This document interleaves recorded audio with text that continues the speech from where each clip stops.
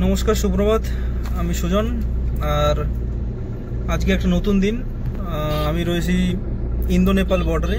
কাল রাতের একটা হঠাৎ বন্ধুদের ডিসকাশন করার পরে আমরা আজকে রাতেই অ্যাকচুয়ালি নেপাল ঘুরতে যাওয়ার উদ্দেশ্যে আজকে বেরিয়ে গেছি। যেহেতু আমরা যে লোকেশনে থাকি সেখান থেকে Indo Nepal border approx 180 kilometre. তো আমরা রাতেই বেরিয়ে পড়ি, ভোর 3টের সময় এখানে পৌঁছে যাই। জায়গাটির নাম বেহরাইচ। তো এখান থেকে আমরা এখন সীমান্তে আছি, যেখান থেকে আমরা ইমিগ্রেশন করব। এখানে প্রচুর ভিড়, যেমনটা আপনাদের দেখায়। आधार कार्ड चेक करते हैं सबका टोटल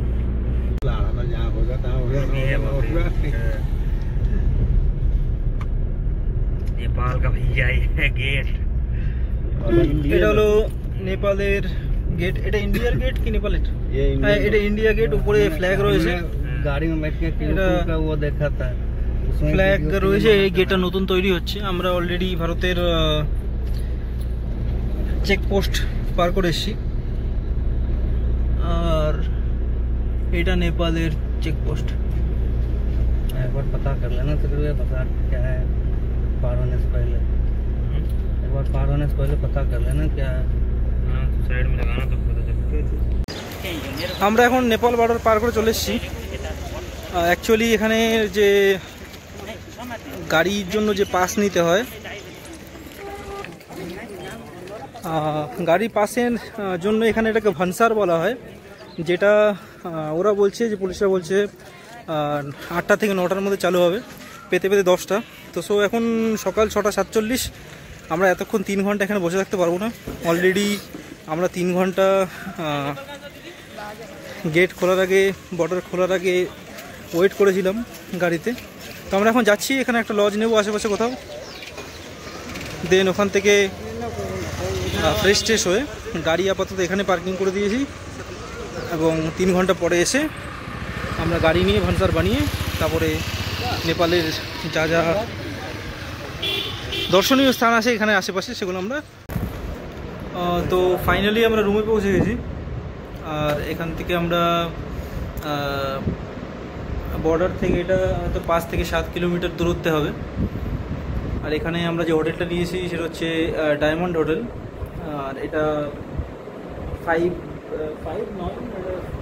4 বেডের একটা রুম, যেটা ইন্ডিয়ান কারেন্সিতে 1125 টাকা নিল।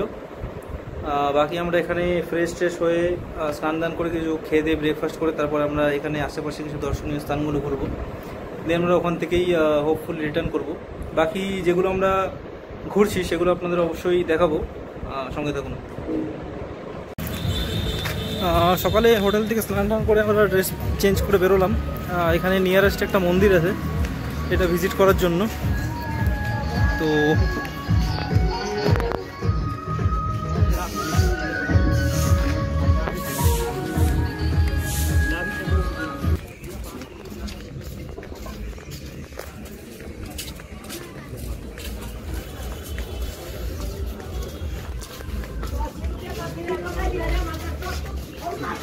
এইগুলো এখানের মন্দিরের সামনে লোকাল মার্কেট।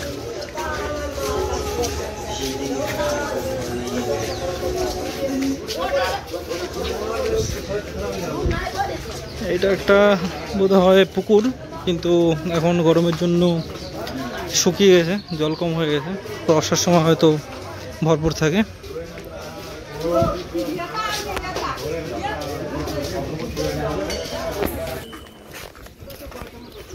এটা মহাদেব মন্দির।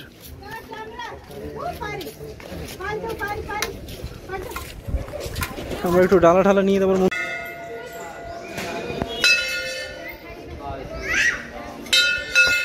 আমরা মন্দির থেকে পুজো দিয়ে ফিরলাম। এখন রাত্রের পর আর কিছু খাওয়া হয়নি, এখন একটু ব্রেকফাস্ট করে নেওয়া যাক। তারপরে প্ল্যান এখনো হয়নি যে এর পরের প্ল্যান কি। খাওয়া দাওয়া করে রুমে গিয়ে একটুখানি বিশ্রাম নিয়ে তারপরে আমরা আগের প্ল্যান করব যে নেক্সট প্ল্যান কী হবে। চলুন কি খাচ্ছি সেটা দেখা যাক। नाम किशोर जी, आप ये बस अकेले अकेले की मतलब सूखा सूखा क्यों खा रहे हैं, सब्जी क्यों नहीं खा रहे हैं? मन कर रहा है। और ये बहुत अच्छा कॉम्बिनेशन है, भटूरा विद दही। और हम लोगों के लिए क्या आया? छोला भटूरा। कैसा लगा? আমাদের খাওয়া দাওয়া কমপ্লিট আর রেস্ট নিয়ে বেরিয়ে গেলাম, কারণ এখানে নেটওয়ার্ক পাওয়া যাচ্ছে না, মানে যেহেতু এটা অন্য দেশ সেই ক্ষেত্রে নেটওয়ার্কের খুব সমস্যা। তো আমরা আজকে বেরিয়ে পড়ছি। এখানে একটা মন্দির ছিল, সেই মন্দিরে পুজো দিলাম ভালো করে, খুব সুন্দর সময় কাটলো। আর এই হোটেলটায় আমরা ছিলাম, আপনারাও ভিজিট করতে পারেন, খুব ভালো। তো আজকে আমাদের ভ্রমণ, যেটা আমাদের শর্ট ভ্রমণ ছিল নেপালের, সেটা এখানে আমরা সমাপ্ত করছি। আমরা এসে গেছি, আমাদের গাড়ি এখানে পার্ক ছিল। আজকে আমরা না, কারণ আমাদের সময় অনেক কম, আমরা হঠাৎ করেই প্ল্যান করে এসেছি, সেরকম কিছু ট্রেমেন্ডাস প্ল্যান ছিল না। তবে মন্দিরে একটা পুজো দিলাম, খুব ভালো সময় কাটলো। হোপফুলি আপনাদের ব্লগ ভালো লাগবে, ভালো লাগলে নিশ্চয়ই কমেন্ট করে জানাবেন। Till then, tata, by.